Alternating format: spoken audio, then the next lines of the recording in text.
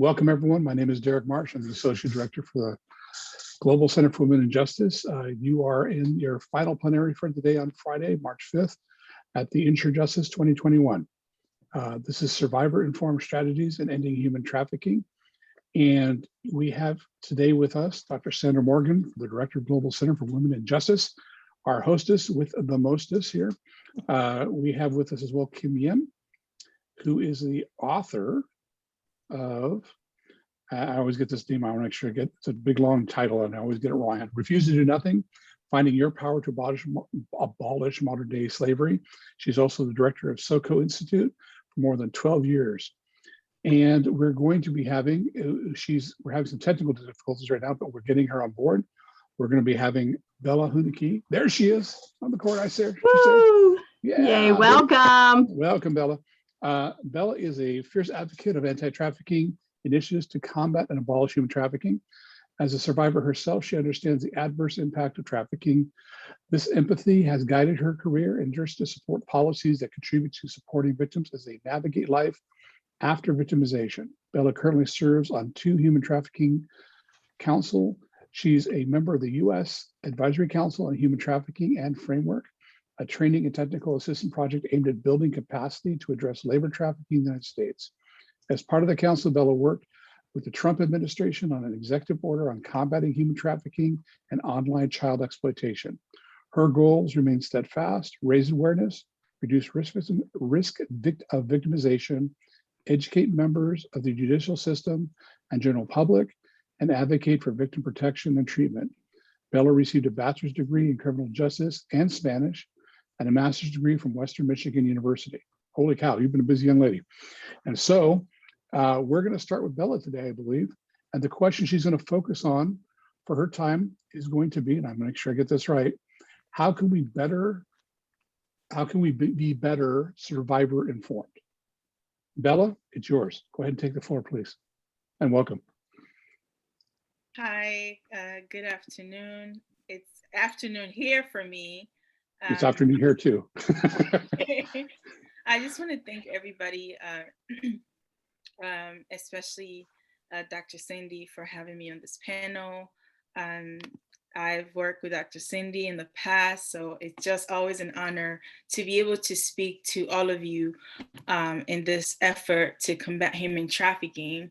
As mentioned, as a survivor myself, I've worked with so many organizations, nonprofits, just so that they understand from a survivor's perspective what it means to be survivor-centered and survivor-informed. So the first thing I want to talk about today is this idea of survivor-informed, but in the concept of a community perspective. Myself, I survived trafficking when I was about 14, 15. I was trafficked when I was 9 years old.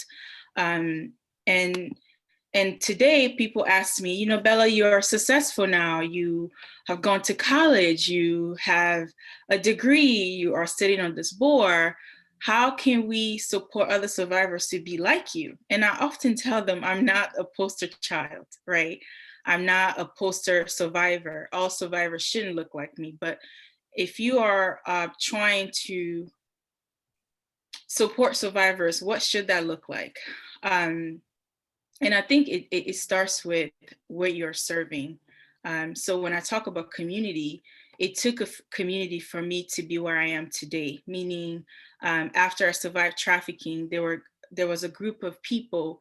In my case, it would be a church community who really believed in my potential to re-assimilate to my community and to tell me that I don't have to be reduced by just my trauma, that I am more than a victim of human trafficking, that I can still pursue education, that I can still restore my faith that was once disrupted. So I think being survivor-centered starts with understanding that survivors like myself want to reintegrate back to their communities. They want to pursue their passion. They too want to heal from that trauma. So for me, being survivor informed and centered is prioritizing the individual and working with them so that they can achieve their best selves. Dr. Sandie, I don't know if you have any other questions for me to guide me into my next topic. I would love to hear how you think the church and the communities can do a better job of being that community. For us to be survivor informed, we have to listen to survivors. We have to find out, what did we do right and what did we do wrong, and get better at that. So you tell us what you think we could be doing to make a bigger difference. Dr. Finney, first, I want to confirm that everyone joining us today is a part of the faith community as Christian community. We're mixed group. Vanguard University is a Christian university, so you're free to express your feelings. Okay. Thank you for telling me that.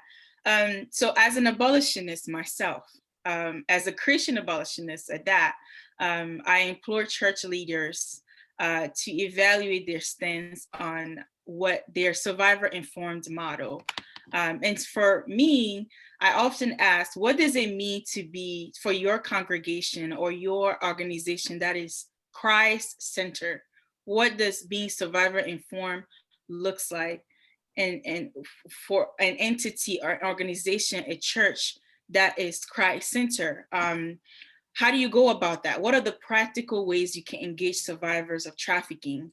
And whatever you're doing, does your effort dignify them?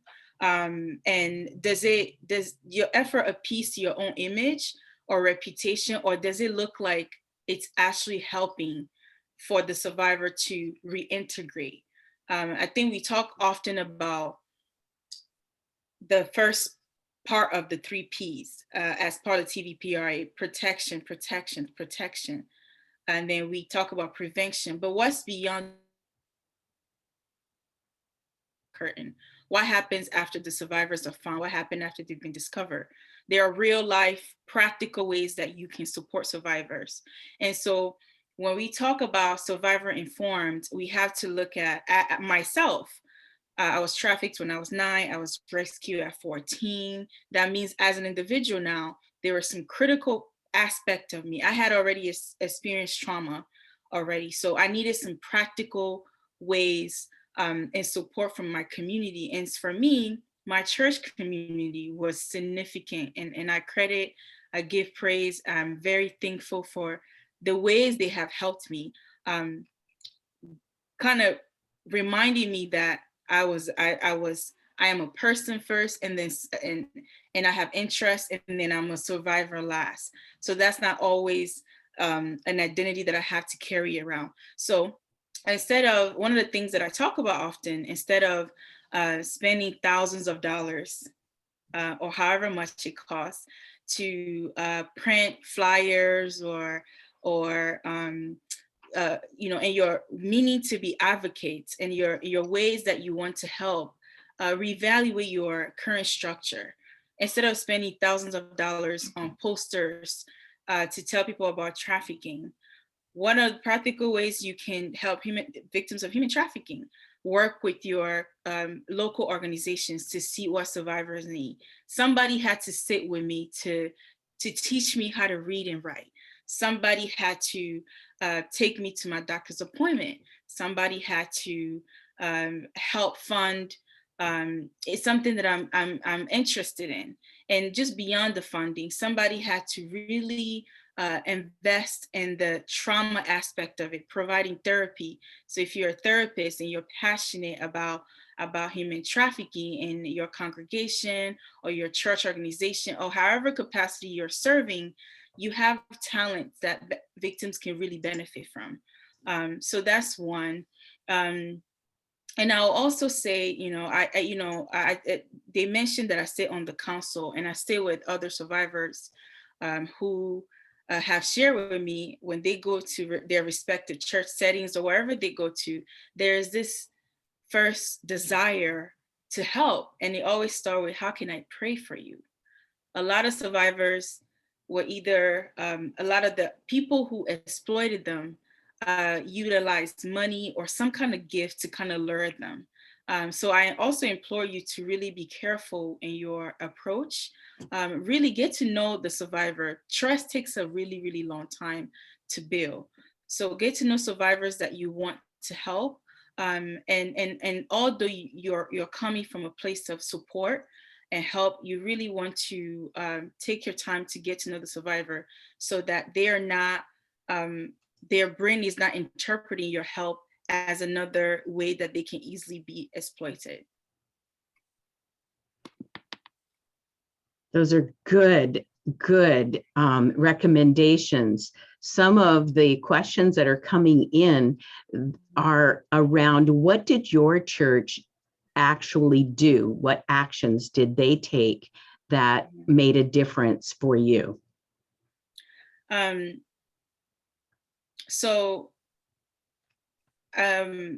would first ask, in my church, these people weren't just Christians. This was a small community. They were professionals. I had a doctor's office, and somebody made sure that, after, most victims of trafficking, they can heal from the physical trauma. Sometimes is the mental health trauma, is the triggers that really are really poisonous. They impact your ability to function, your ability to reintegrate. So reflecting back, I remember there was a time where I had to be maybe 18. And I think I managed my trauma well up until 18, where I just had a complete breakdown. And at this point, I thought that I had depleted all my support, my community of support.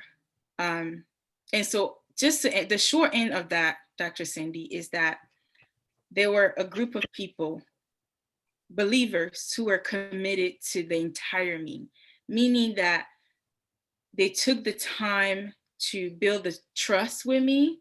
They took the time to understand me, and they didn't force anything. And so I always knew that for the first time in my life, somebody really just want to help me without asking something of me in return. And it took a really long time for me to conceptualize that, to understand that this group of people want to give me a ride after school at 6 p.m. or 5 p.m. without asking me anything in return. That was ways that they helped. They were, they were present consistently. When I went to college, I had no family. There were a community of people where I know that I could go to their home to wash my clothes. I know if I were hungry, I could call Dr. Sandie. I know if I didn't understand how to navigate taxes because I just never had to learn, there was somebody who said, you know what, I know about taxes, how to file taxes. And somebody who said, well, or I know somebody who knows that. So you don't have to be worried of that. Whenever survivors want to reintegrate, just the thought of, I don't know how to do this.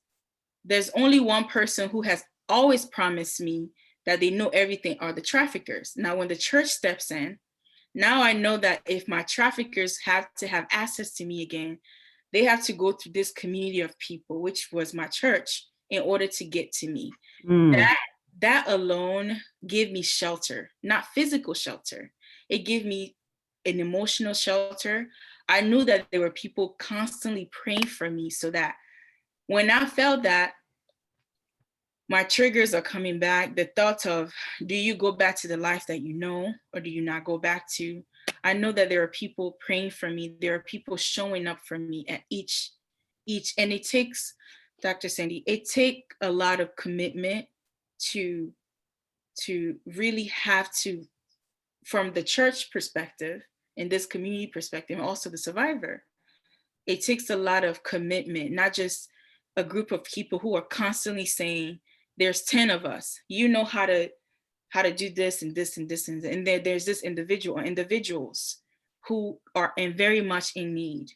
In addition to us praying for you, we're going to call you once a week just to see how you're doing without anything. And that's consistent. And over time, you start to understand that, wow, this is really my family. This is God's protection over me beyond now. And you know, Dr. Sandie, I'll tell you something, and everyone else listening, the shame, the guilt, the regret that you carry as a survivor, it follows you. It's like a mark. It's like it's like being hunted by your own shadow. The more you're around a community that reminds you of the goodness that God has in you, you start identifying with the ways that you're being perceived by this community of people. So regardless of what happened, you know that, okay, if my survivor comes back, they have to go through Dr. Sandie, they have to go through Derek, they have to go through Kim, they have to go to Natalia, they have to go through all these people before they get to me. And because of that, you get up every day, you have safety, and you keep going. And, you know, today when I talk to people and, you know, they read my bio and they're proud of me, I still remember my community, my church community. I still remember, and I go back to them. I say, you know what? I heard this somewhere before. I heard Dr. Sandie telling me at 14, 15 that I will be something. I heard her prayers. I heard the ways that she showed up. And that identity becomes, it overshadows the identity of being trafficked. Belonging. Yes. Belonging. Belonging. Yes. I love that. I love that. So I interviewed you for the Ending Human Trafficking podcast a couple of months ago. Yes. And will you tell everybody, because not everybody's listened to that, how many children were trafficked at the same time? And tell us how you perceive their journeys to restoration. So there were 22 children. The youngest amongst us that was trafficked was 5, and she was about 10 when she was discovered. And now, as you know, Dr. Sandie, I sit on the advisory council. So my life journey is to support survivors and to advocate and to create awareness and support legislations that contribute to the betterness of victims and their realities. Restoration, you asked, right, Dr. Sandie? Mm-hmm. That's a really good and tough question, because restoration also aligns with healing, which aligns with justice itself. And as many of you know, I don't know what some of your understanding or exposure to trafficking might be, but you know, healing is a journey, and restorative healing itself is a journey. And what that looked like is, at least to me, is being a part of something that identifies you as a person, being a part of something that contributes to, you know, it means uplifting. It means reminding me that they're safe. That's the personal aspect of it. And healing also means that now I am, you know, reintegrated back. I was trafficked here with the promise of going to school. So justice for me, at least personal justice, would mean that I pursue my dreams at the end of it all. At the end of my pain, I still pursue my dreams of receiving education. And for the 20 people that were trafficked, the difference between me and these 22, all together, myself included, was 22 of us. We were all children at the time. The difference between me and all these people who are now victims of trafficking, if you look at our trajectory, is the single factor that I can really identify today is the community, the difference. There's nothing special. I keep saying this to you, Dr. Sandie. There is nothing special about me or about many, many victims across this country or internationally or wherever they may be. The one significant, consistent difference is the type of community that they go back to when they're rescued. I can't tell you how much I see so many things about, let's spread awareness, awareness, awareness, awareness, awareness. But then we stop at awareness. We don't have the conversation, the commitment it takes to deliver justice personally, not just the criminal justice side of things. Because even when that is finished, even at the end of the trial, when that is finished, you still don't feel like you have justice, because once your soul and your spirit have been violated consistently, that creates that complex trauma. It takes a lot of just criminal justice or prosecution to deliver that justice. Justice means that I'm reintegrated, that I am now speaking to you as a survivor, because the reality is that everybody doesn't survive human trafficking. That my life itself is justice. Me being alive, being well, and being able to fight back is justice. And another part of that is to be a part of a community. A lot of survivors are stigmatized. Maybe they're not listening, or maybe they're not being cooperative to your help. Maybe they're not really showing gratitude. And that's where I also implore people to change your narrative, change the way you look at people. Instead of saying to a survivor, what's wrong with you? Why are you not going to your this? Why are you not doing this? Keep reminding yourself what happened to you. At what point are you triggered? And if we can just have that conversation and seeing people through that lens, we will understand what justice means to them, how they can heal, because then we know what happened to them. We know how we can contribute to that healing, to deliver that justice that they want, that they're seeking internally.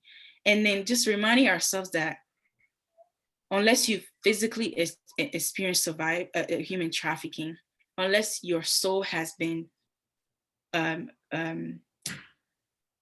tainted, unless you have been spiritually, emotionally, and physically trapped, where you feel submerged, where every single part of your existence is torn apart, it's really unfair to put a timeline onto people. It's really unfair to say you're not grateful.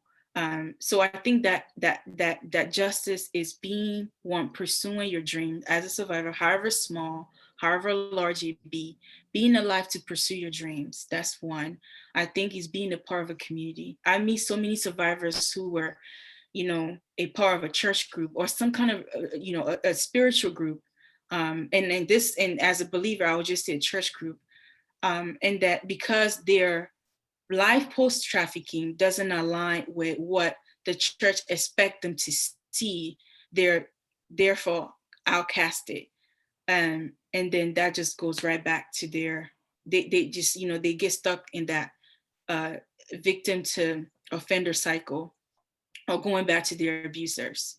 And then just to reiterate this last point, the 22 of us that were trafficked, there's only 2 or 7 of us that, pursue education or whatever, because that's what we value.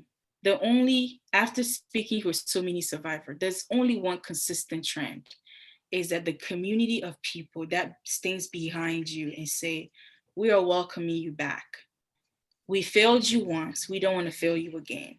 So here we are, and we're going to be committed to you and all of you. That means that if you have the means to support a shelter where they go to, if that means that you can volunteer somewhere, if that means that you can increase your knowledge on human trafficking, however small, it contributes to the betterness of victims all around, or supporting legislation that support, victims post-trafficking. That's the only way. Otherwise, that cycle of I'm a victim, now I'm back to the life, now I'm a victim again, now I'm back to life, it just keeps lingering. Wow. Okay, Bella. So the title of this plenary is about being survivor informed.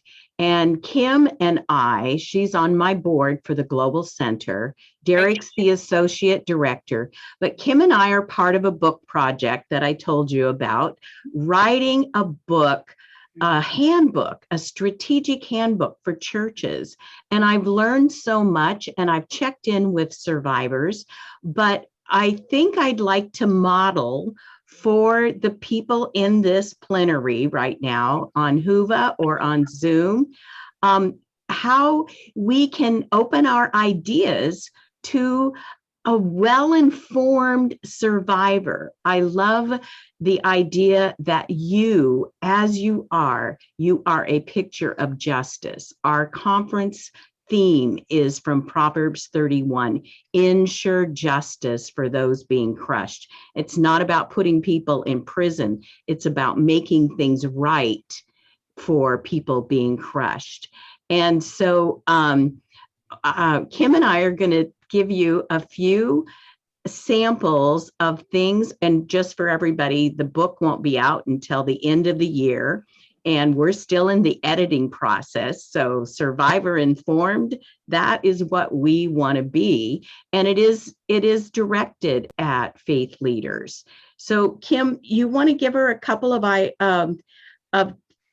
elements from some of the chapters that we've put together and see what her input is.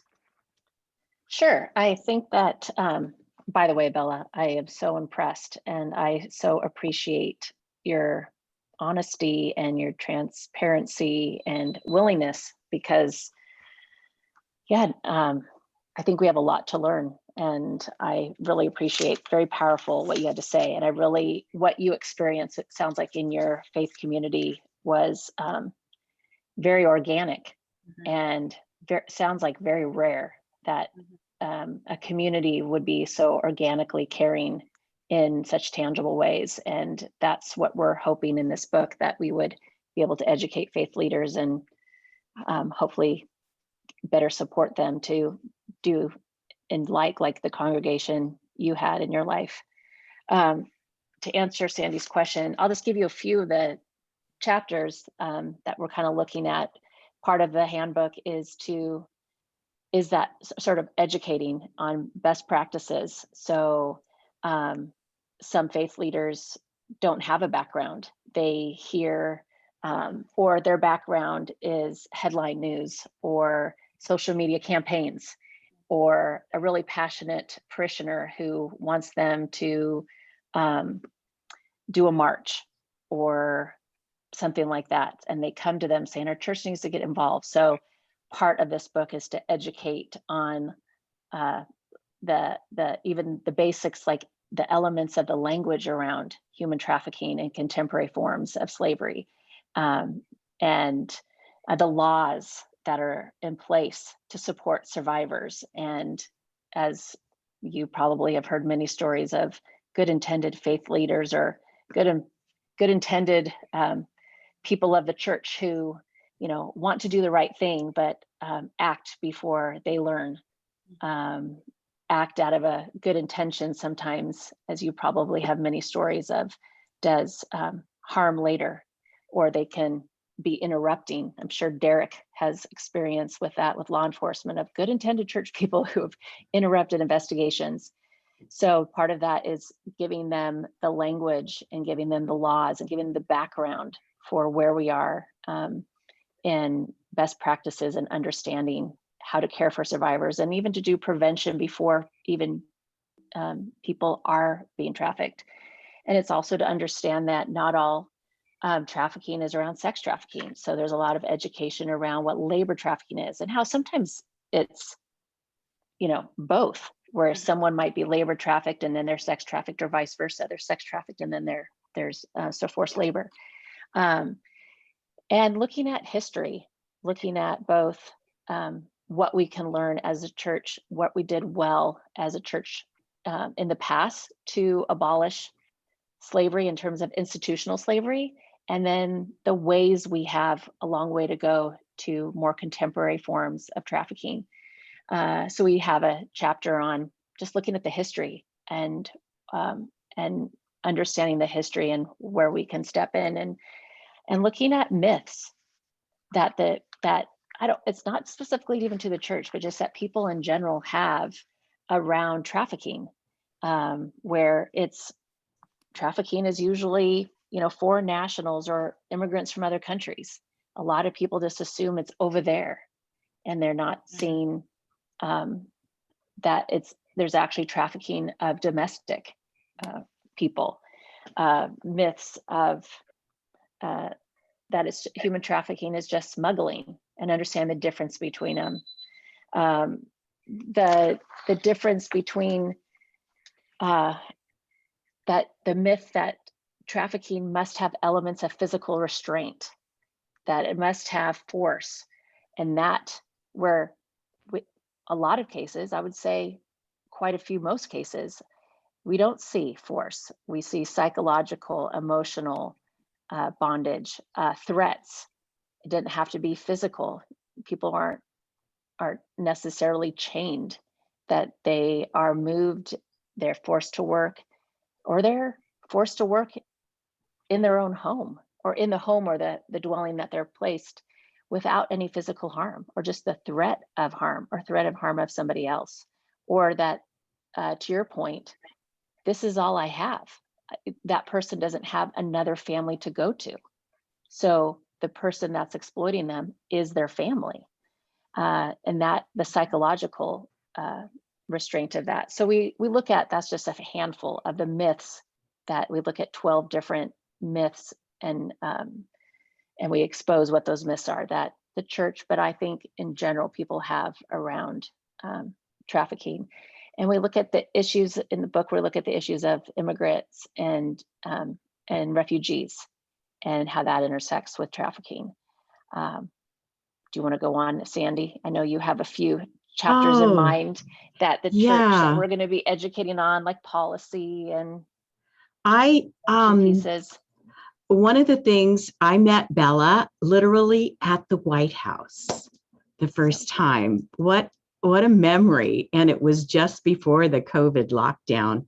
And I think one of the things that I was really impressed by was how articulate she is, or you are. I feel like we're in a living room right now, and the three of us are sitting around having coffee, and we're enjoying belonging to this community. I love, Bella, how you pulled me into your story. I think it's important for community leaders, church leaders, to learn the language.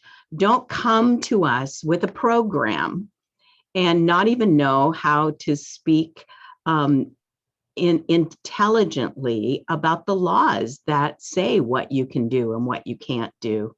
And I would love to hear from you, Bella, as far as the language that we use. You've already given us one. Don't say to me, what's wrong with you? Ask what happened. But are there other things about how we talk with survivors or out in the community in the programs? And I share your frustration. I don't want to go to another awareness event. I'm not going to do that. But what's some other language we could improve? Thank you for that. And Kim, thank you for sharing some of the having the nuanced conversation about realities of trafficking. Just to backtrack, I remember when I was 15, before I was in foster care, and I was moving from community to community to community nonstop. And I went to a community where somebody really wanted me to give my life to Christ. This is the first time I met them. I went to the church, and they said, give your life to Christ. You're being moved from home to home. God can provide that for you. Part of me, inside of me, I know that because my trafficker introduced me to Christ. And they were the same person who told me I couldn't read the Bible, nor could I read in general. So my religion, my spirituality, my belief was used to exploit me. That was how they groomed me. And so that trauma, that religion was trauma for a long time.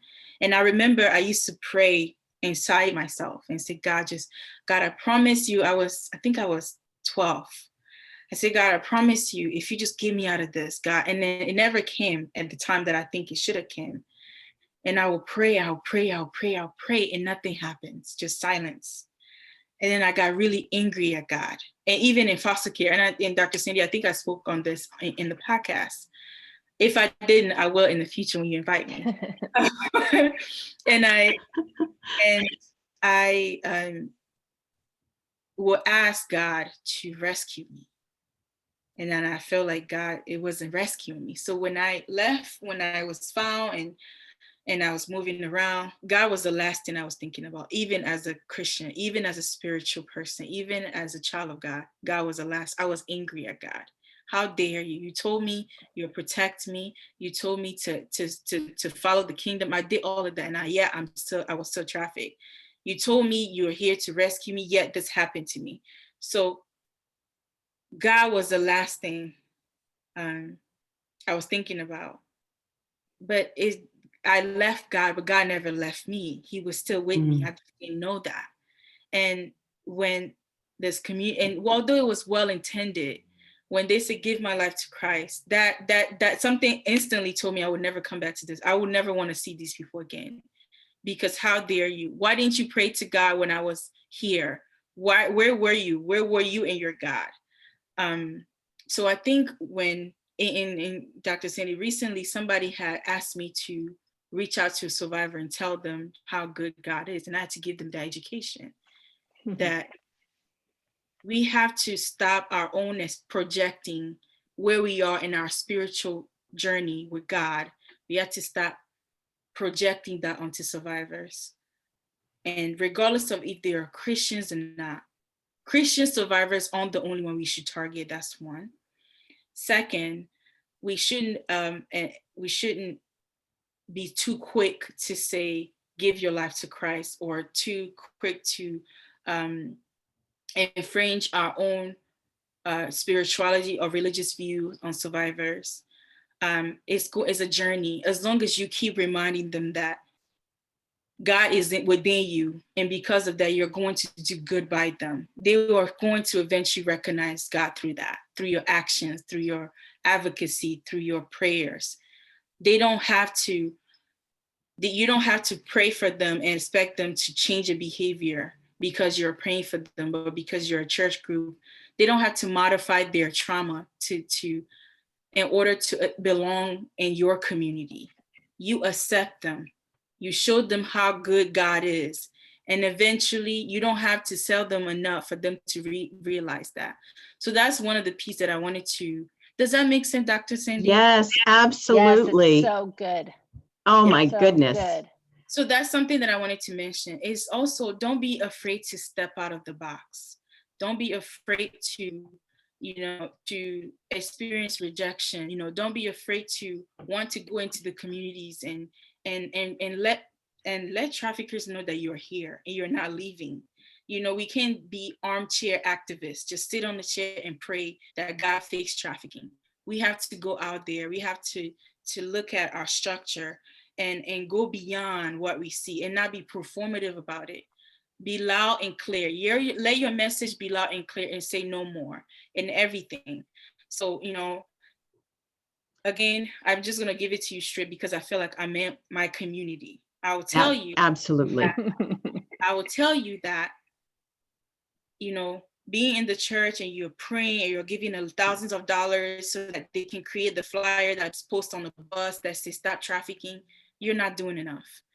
You buying survivor gift cards that contains, maybe hair and nail and makeup, that's not doing enough. Your prayers are doing a lot. In practical sense, faith without work is dead. In practical sense, you need to do more. You need to send a message loud and clear through your prayers, to your actions, that trafficking is no more, that one life has, if I didn't survive trafficking, which was a high percentage, I wouldn't be talking to you today. And that's the realities of many children, many women, many elderly people across the country. And we as Christians, as believers, we are in a special place to send that message. We don't have to filter it. And so I encourage you to stop filtering yourself, stop putting yourself in the box, and step out. So I don't think anybody's going to go order posters this week after hearing you. I do remember when I was the task force administrator, I was trying to find people who would tutor someone to learn to speak English. And it was easier to get people to come to a rally than to find people who would show up week after week teaching someone to speak English. They didn't get an award. There was no big fanfare. But what you're telling me is that that physical presence, that commitment long-term is going to make a bigger difference. Yes, Dr. Sandie, I will tell you, I was 15 when I had to go to trial to face my trafficker, who basically was my captor for a long time. And here I am. I had me was all I had for a really long time, since 9, just me and God. And then here I am. Now, there was a point where this person kept me here and 22 other people, or 21 other people. But now here I am in trial facing them, and I had a whole community behind me.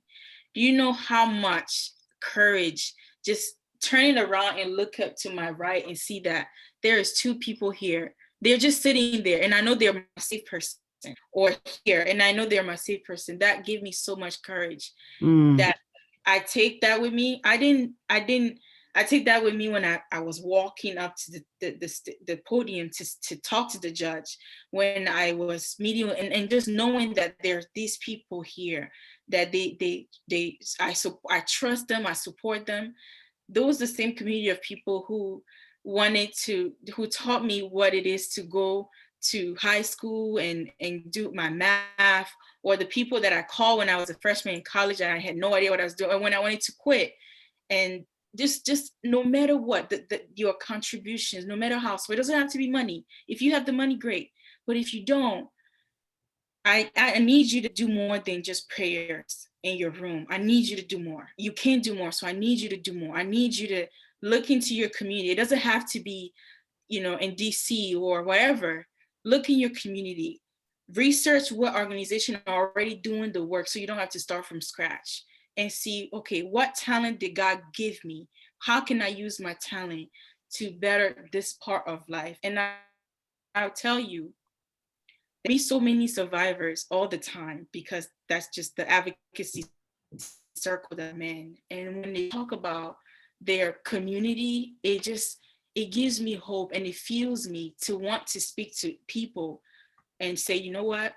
Your presence matters. The fact that, you could call and say, hey, how's, and, how can I help you? Instead of assuming that, maybe I need my nails done.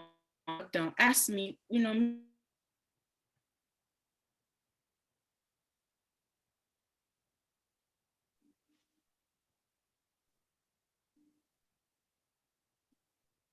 So I'm going to step in now because Bella froze, but there are a few questions here. I do want to answer the question about policies. There are many of our podcasts deal with that. It looks like Bella's going to have to come back in. She got kicked off. So I'll answer a few of these questions while she's doing that. The podcast that Bella already recorded with me is endinghumantrafficking.org, podcast number 233. And she talks about the 22 children and where they are today. One of the questions here is, what are things faith-based groups can do to help in situations where faith was used as an abusive tool? Kim, do you have an answer for that? Bella's back. Should we have her answer that? Yeah, go ahead, Bella. Do you have an answer for this question? What are things faith-based groups can do to help in situations where faith was used as an abusive tool, like in your circumstance?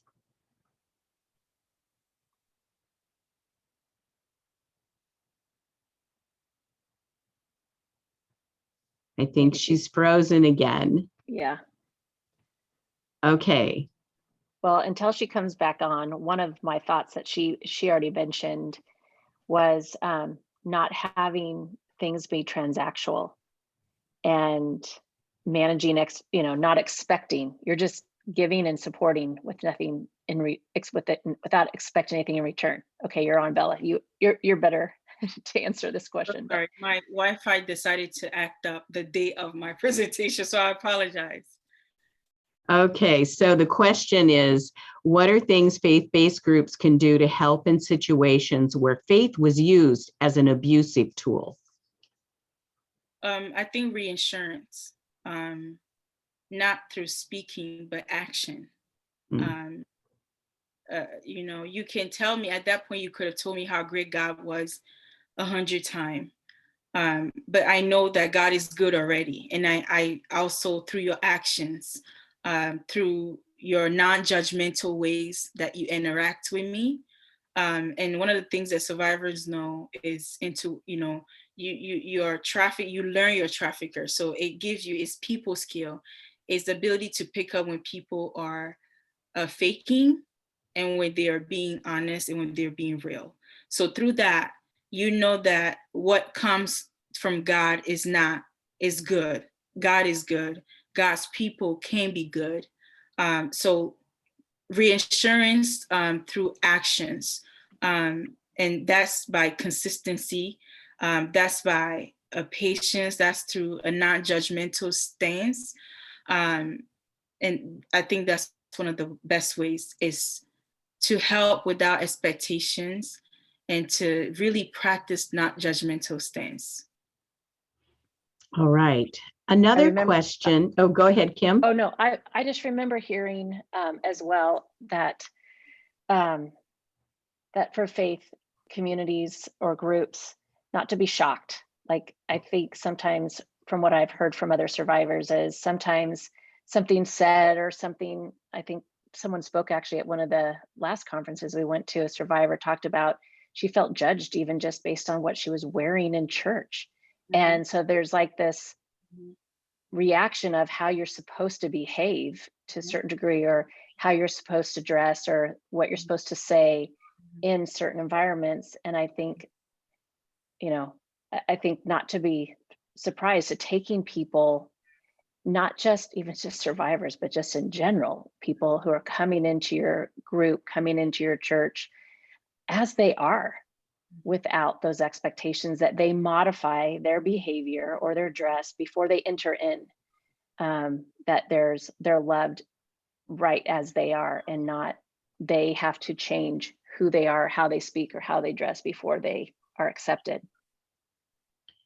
One of the other things that you said, Bella, was about how churches shouldn't be starting another campaign or another program or another nonprofit. It reminded me that there are literally hundreds, if not thousands, of nonprofits fighting human trafficking. And a friend of mine, Lisa Thompson, that many of you know, and has been a frequent partner with the Global Center, did just a little rough estimate of the cost of overhead for one more program, and was able to show how we would be able to release more resources for actual active services for survivors if we quit doing so many programs. So I think that speaks to your position on people over programs and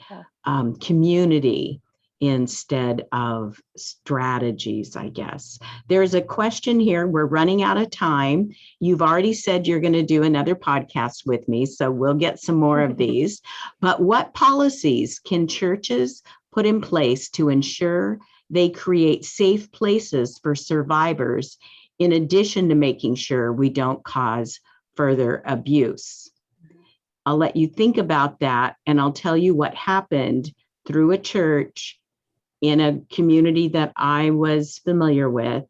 A woman in the church said that the survivor could stay in her home, and that was fine, but it wasn't very long before we discovered that in exchange for being in her home, it wasn't it was very transactional. Now the woman was giving the survivor duties and jobs, and she became a housekeeper and all of those things. So how can churches make sure things like that don't happen? So there's two ways I want to answer that. 1 Corinthians 13, 4-8 talks about what love looked like. If we just follow that, right? What does God's love look like? Because my survivor tell me what their love looked like, which led to my exploitation. But through reassurance of my church community, I then learned what God's love looks like. In terms of love being kind, love being patient, be kind to people, but survivors, if you're working with survivor, be kind, really show them what God's love really look like. And two, I think, Dr. Sandie, education is a great psychoeducation on human trafficking and the pillars of between prevention, protection, prosecution. At each stage, what can you do at the prevention stage to prevent human trafficking? What can you do at the protection stage? Meaning after they are already trafficked, the protection stage, what can you do? What does your church capacity, that you are only a few, but what can you do to make a change in your community, local, state, federal level? What can you do? And then at the prosecution stage, what can you do? I think that's up to interpretation based on what folks' communities look like, but I think education on human trafficking, there's a lot out there. Even the advisory council that I'm part of, we release a report every year where we talk about policies that we need federal government to look at, Congress to look at. So really take time to educate before you act, before you spend money. I think that's the first thing. It's like money, or prayer. Before, well, prayer, you can send prayers anytime. Before you start allocating a large funds, really educate your church, create a task force of people who can, provide that education. Try to incorporate the voices of survivors like myself or many other ones in your communities. If they're willing to really guide your effort, what can they talk about? What do you think that they experience, and what ways that they can share their experience to use and guide you in your advocacy? So I think the first thing is education, because if you don't have context, then you're just doing a lot that's not really effective or sustainable. You do something for a month or two, and then you can't continue because of funding, because of lack of time. So education is a very good place to start. And that's not education through news. That's not education through Facebook. That's sitting down and really educating yourselves on human trafficking. Oh, Bella, you could not end this in a better place for me. I'm a professor. Education is what I do. And I want people I so agree. to do the hard work. Study. That's what what Timothy tells, study to show yourself approved. So we've got an anti-human trafficking online certificate program, and we've got the Ending Human Trafficking podcast, and we have Ensure Justice. And Bella, I'm going to have you back on the podcast, and we'll have you back again next year for Ensure Justice, right, Kim? Yes. Our time is, we've got 3 minutes. I'm tasked with a closing announcement.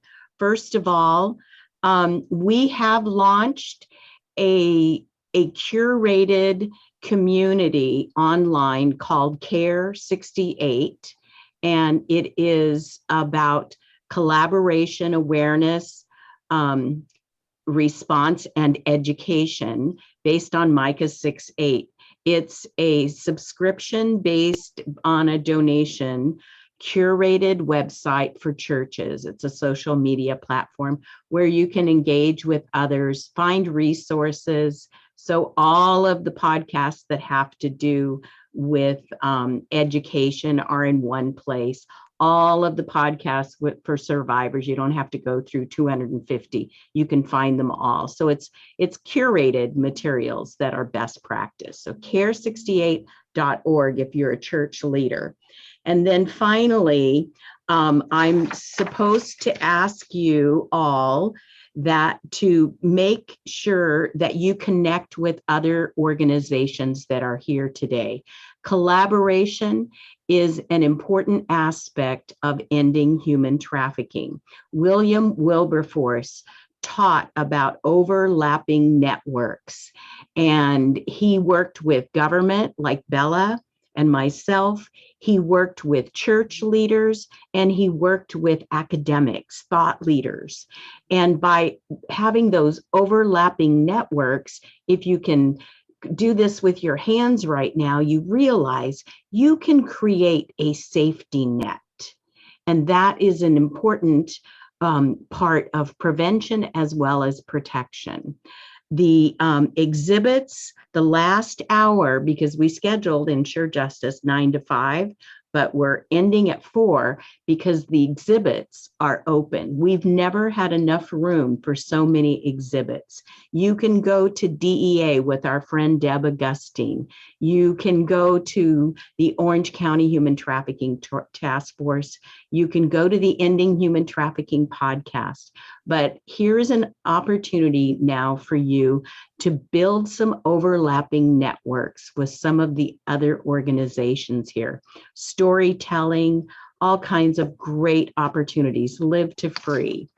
So that's my job, is to tell you to do that in the exhibitors tab in Whova, and to tell you to be back here tomorrow morning at 9 a.m. We have another fabulous day planned. But I don't want the last word. Bella, you get the last word. Say goodbye to everybody. I just want to end by saying that the real enemy here is the devil.